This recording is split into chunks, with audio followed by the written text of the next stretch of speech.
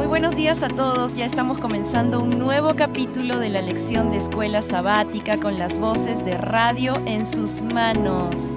Hoy tenemos la sección para estudiar y meditar, donde daremos un pequeño repaso a la lección de toda la semana, considerando algunos pasajes y notas de Elena G. White. No olvides suscribirte a nuestro canal y compartir este material con tus amigos, familiares y hermanos de iglesia. Te dejo con Roberto y Aliona para escuchar su comentario y te deseo un feliz día de preparación. Hola, hoy vamos a adentrarnos en una historia fundamental, los inicios del Éxodo. Hablaremos de la esclavitud en Egipto, el nacimiento de Moisés. Tenemos material bíblico claro, comentarios de Elena White, análisis sobre liderazgo. Sí, fuentes muy variadas. Y bueno, la historia arranca con una intensidad tremenda, ¿no? La opresión que describen, muy calculada. O sea, trabajos forzados, impuestos altísimos, construir ciudades enteras. Exacto.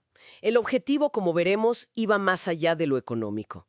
Era quebrar su identidad, frenar su crecimiento. Queremos explorar eso, la opresión, la respuesta de la fe, la intervención divina según estas interpretaciones y cómo de pronto surge un líder en medio de todo. Así que, pues, entrémosle al tema. Claro. Y un punto clave que mencionan varias fuentes es el decreto del faraón de matar a los niños varones. Algunas interpretaciones, como las que citan a Oliver Coronado, o textos como Providencia Divina, le dan una lectura, digamos, espiritual muy fuerte. Lo ven como una instigación directa de fuerzas oscuras para impedir el nacimiento del libertador, para frustrar el plan divino. Esa perspectiva le añade, sí, una capa de conflicto cósmico, ¿verdad? Y justo ahí, en medio de ese horror, aparecen figuras como las parteras. Las fuentes resaltan mucho su valentía. Muchísimo. Fíjate que subrayan que su temor a Dios fue más grande que el miedo al rey.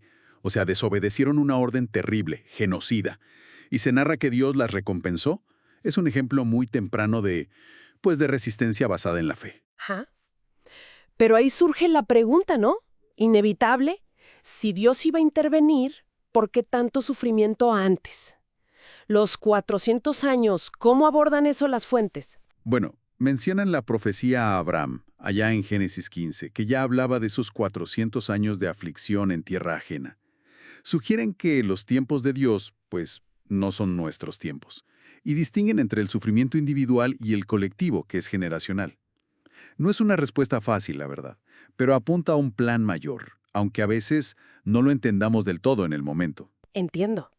Y en ese contexto tan oscuro, nace Moisés. La fe de sus padres, Amrán y Jocabed, es impresionante. Primero esconderlo, luego la canasta en el río. Suena a desesperación, pero se interpreta como un acto de confianza absoluta. Justo. Y el rescate por la hija del faraón, claro, se ve como providencial. Totalmente. Pero aquí hay algo fascinante, y que textos como la inmensa influencia de la madre recalcan mucho. El papel de Jocabed cuando lo cría, cuando es su nodriza. Esos primeros años, fundamentales. ¿Estás diciendo que esa influencia de la mamá en esos primeros años fue quizá más decisiva que toda la educación que recibió después en Egipto? Porque pasó años en la corte aprendiendo. Exactamente. Eso argumentan.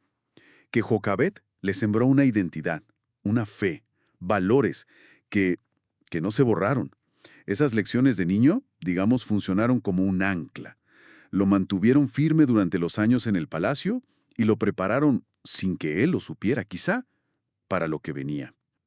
Es un testimonio fuerte del poder de la madre, ¿no?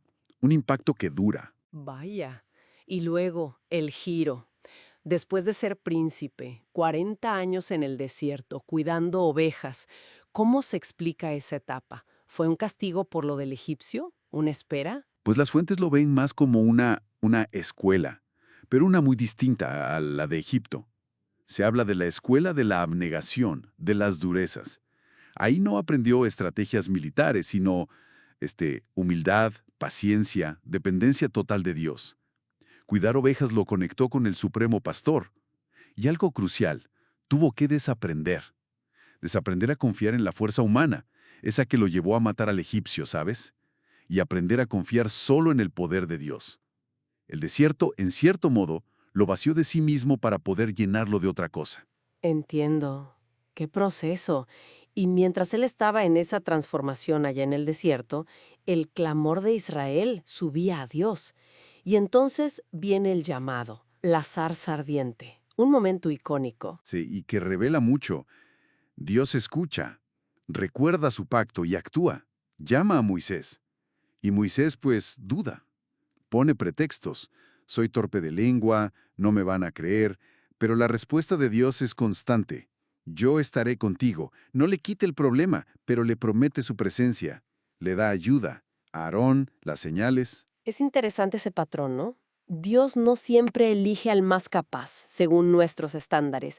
Más bien capacita al que llama. Usa incluso sus debilidades aparentes. Exacto, justo eso. Muestra que el plan divino avanza, a veces a pesar de nosotros, si hay disposición a obedecer y confiar. Entonces, resumiendo un poco, vimos la opresión, no solo histórica, sino con esa dimensión espiritual que le dan las fuentes. Vimos la preparación de un líder, a veces en lugares inesperados, como el desierto, la fe de individuos como las parteras o los padres de Moisés. Ujú. Frente al poder establecido, sí. Y ese impacto tan profundo y duradero de la madre de Jocabed, Puntos clave que resaltan una y otra vez en el material. definitivamente. Y nos deja pensando, ¿no? Quizá esos desiertos personales, esos tiempos difíciles o de silencio aparente, serán espacios de preparación para algo más. ¿Cómo reconocer esas influencias formativas, a veces tan sutiles como la de una madre, que nos van moldeando para un propósito que igual todavía no vemos claro?